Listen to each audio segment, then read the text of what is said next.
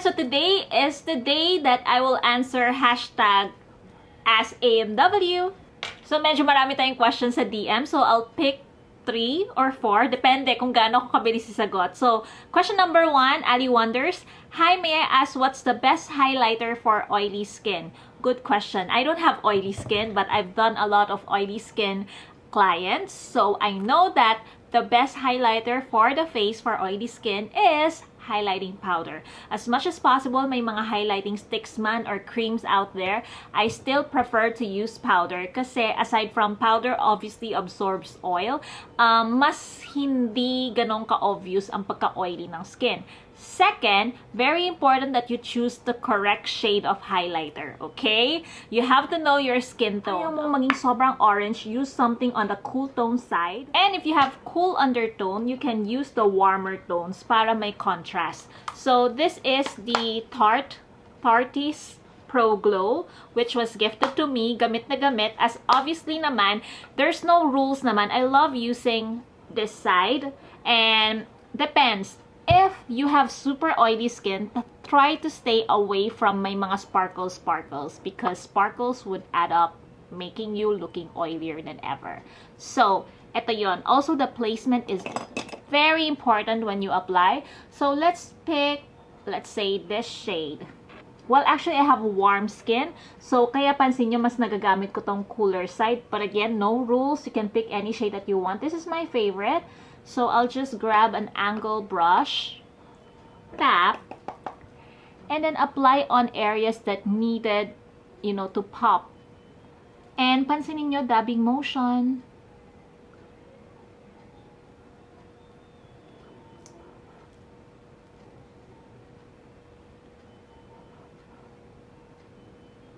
Another tip, kung di naman kayo super ma-pro makeup, just buy a single pan.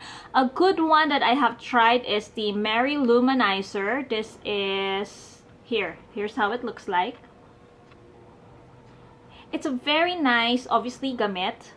It's a very nice light yellow. May pagka-banana ang shade niya.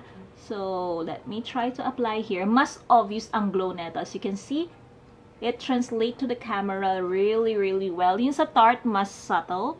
So, see? So, yes. Yung placement, very important. Don't put it here on the cheeks. Don't put it here. Kasi mas mumukha kang oily. Maybe just the C-zone. And that's it. Next question is from Emmeline C. Anti-aging product to reduce wrinkles and age spot on skin and vitamins and supplements for the body. In-avail mo ang lahat ha. Well, I'll quickly tell you some of my favorites or some that you can use. You don't have to use the exact brand but look for the exact or same ingredient. So for skincare, it is very important that if you want anti-aging, use something, na product that really says anti-aging, obviously. One of my favorite brand is Estee Lauder. So, any Estee Lauder anti-aging product works really, really, really, really well for me. But if you don't have the budget, you can always buy an expensive version. Basta may anti-aging, anti-wrinkle, and stuff. But you have to know the basic. For any anti-aging, hydration is the key. You don't need any churvalu ingredients. But if you want it very simple and straightforward, look for something with hydration. So that's why I always use the basic hydration. Like sobrang simple skincare from like Clinique. Ito sobrang favorite ko to. Ayan, this is for very dry to dry combination. You pick the color that would match your skin type. If you want something lightweight, you can always go for serums and lotion. During daytime, lalo na summer, I use serums. So, you can try this one. There's a lot of brands. You can try Korean brands, good brands like Innisfree. Also, okay to from the Face Shop. Yung mga green tea, green natural seed, yung mga stuff like that that gives instant boost of moisture without weighing down your skin. Again, hydration is the key to prevent wrinkles, dryness. Dry skin kasi would make you look older. Just so you know. And obviously, ang haba pala nito, don't forget your sunblock. It's very important to use both face and body sunblock, making sure to protect yourself from the harmful rays of the sun. Kasi again, yun yung nagkakos ng spots, sunspots, and wrinkles, which will age you. Next, also, do not forget for the body daw, I always drink, you all know I have all my Churvalo vitamins, and I also drink the mangosteen from Health Max. Alam nyo yan, shinare ko na sa inyo. I also drink Baroka. I also drink vitamin C. I do smoothie. Mas ini-increase ko na yung intake ng mga fruits and vegetables ko. Yon. I hope it helps, Emeline. Third question from Violet. Hi, Violet. Tips for even skin tone in UA. Napaisip ko United Arab, walang Emirates. UA, underarm. Napaisip ako nun mga millennials So anyway, for underarm, I don't really use anything for my underarm in the past, but I do see some uneven tones because of blocking, shaving, use of deodorant and stuff. So I actually invested and went to facial care center for their laser light underarm. So talagang even na yung underarm ko. But if you want something that you do at home, parang self-care, at the same time parang feeling nyo magsasave up pa kayo for a budget, then you can try this. Not bad to. This is Shirowaki Hime. It's a peeling cream for armpits. Okay, I think this is available at Beauty Bar and select mga SM beauty stores. This is a Japanese brand. It's a cream type. Ang maganda nito is when you apply it on your underarm, wala siyang strong scent, but parang nagiging mabango yung underarm nyo. And look, it even out the tone of your skin. You keep on rubbing. Yung cream niya medyo semi-heavy cream. So, it takes time. So, you keep on rubbing. Shucks, nagpipeel na.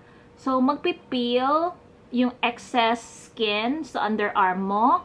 Ayan na. Guys, hindi libag yan ha. Shucks, ang dami sa table. Ayan. And here's the good part. Look. Naging mas maputi yung hand ko. So, smells good as well. So, parang it serves as a deodorant and exfoliator for your underarm. At the same time, it leaves a parang fair tone. Mas nagiging fair. See? Magic. The thing is, I'm not sure if this is still widely available, but just in case, here's the product. But yeah, I'll update you guys kung available siya.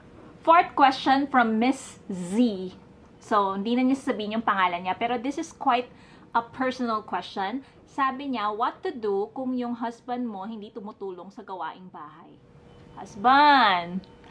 Seriously, I've heard a lot of complaints sa mga fellow mommies na parang siya lang gumagawa lahat, especially kung may anak na, di ba? Lalo na pag may baby. Alam nyo yon, yung breastfeed ka ng breastfeed every 2 hours or so, tapos makikita mong tulog lang yung asawa mo sa tabi, or sa umaga naman, hindi ka tinutulungan.